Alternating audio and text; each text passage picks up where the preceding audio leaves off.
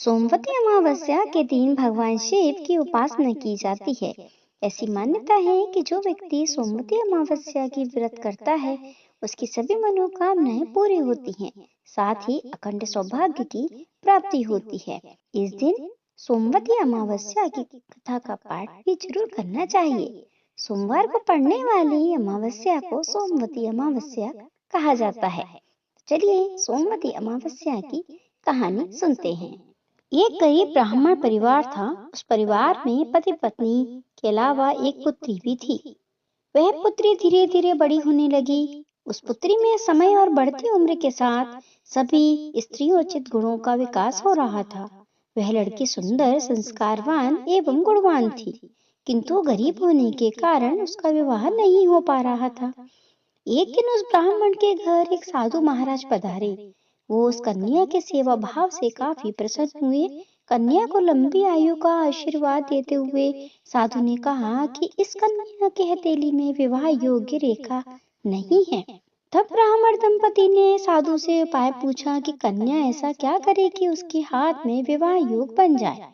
साधु ने कुछ देर विचार करने के बाद अपनी अंतर्दृष्टि से ध्यान करते बताया, कुछ दूरी पर एक गांव में सोना नाम की धोबिन जाति की एक महिला अपने बेटे और बहू के साथ रहती है, जो बहुत ही आचार विचार और संस्कार संपन्न तथा पतिपरायण है। यदि यह कन्या उसकी सेवा करे और वह महिला इसकी शादी में अपनी मांग का सिंदूर लगा दे, उसके बाद इस कन्या का विवाह हो तो इस कन्या का वैधव्य योग मिट सकता है। साधु ने यह भी बताया कि वह महिला कहीं आती जाती नहीं है। यह बात सुनकर ब्राह्मणी ने अपनी बेटी से धोबिन की सेवा करने की बात कही। अगले दिन कन्या प्रातः काल उठ कर सोना धोबिन के घर जाकर साफ सफाई और अन्य कार्य करने लगी और कार्य करके वापस आ जाती। एक दिन सोना धोबिन अपनी बहू से पूछती है कि तुम तो सुबह उठकर सारे काम कर लेती हो और पता भी नहीं चलता। बहू ने कहा, मां जी, मैं तो सोचा कि आप सुबह सारे उठकर काम कर लेती हैं, मैं तो देर से उठती हूँ। इस पर दोनों सास बहू निगरानी करने लगी कौन है। कई दिनों के बाद धोबिन ने देखा कि एक कन्या उसके घर में आती है और सारे काम करने के बाद चली जाती है। जब वह जाने लगी तो सोना धोबिन उसके पैरों पर गिर पड़ी। पूछने लगी कि आप कौन हैं और इस तरह छुपकर मेरे घर की चाकरी क्यों करती हैं। तब कन्या ने साधु द्वारा कही गई सारी बात बताई। सोना धोबिन पतिपरायण थी, उसमें तेज था, वह तैयार हो गई। सोना धोबिन के पति थोड़ा अस्वस्थ थे। उसने अपनी बहू से अपने लौट आने तक घर पर ही रहने को कहा। सोना धोबिन ने जैसे ही अपने मांग का सिंदूर उस कन्या की मांग में लगाया, उसका पति मर गया। उसे इस बात का पता चल गया। वह घर से निराजल ही चली थी, यह सोचकर कि रास्ते में कहीं पीपल का पेड़ मिलेगा तो उसे भंवरी देकर और उसकी परिक्रमा करके ही जल ग्रहण करेगी।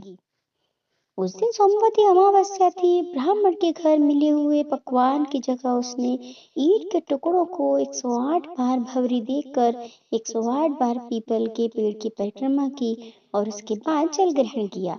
ऐसा करते ही उसके पति के मुर्दा शरीर में वापस जान आ गई। धोबिन का पति वापस जीवित हो उठा। इसीलिए सोमवती अमावस्या के दिन शुरू करके जो व्यक्ति हर अमावस्या के दिन भंवरी देता है, उसके सुख और सौभाग्य में वृद्धि होती है। पीपल के पेड़ में भी सभी देवों का वास होता है। अतः जो व्यक्ति हर अमावस्या को न कर सके, वह सोमवार को पड़ने वाली अमावस्या के दिन 108 वस्तुओं की भंवरी देना, सोना धोबिन और गौरी गणेश का पूजन करता है, उसे अखंड सौभाग्य की प्राप्ति होती है। ऐसी प्रचलित परंपरा है कि पहली सोमवती अमावस्या के दिन धान, पान, हल्दी, सिंदूर और सुपारी की भंवरी दी जाती है। उसके बाद की सोमवती अमावस्या को अपने सामर्थ्य के हिसाब से फल, मिठाई, सुहाग सामग्री, खाने की सामग्री इत्यादि की भंवरी दी जाती है और फिर भंवरी पर चढ़ाया गया सामान किसी सुपात्र ब्राह्मण, ननद या भांजी को दिया जा सकता है।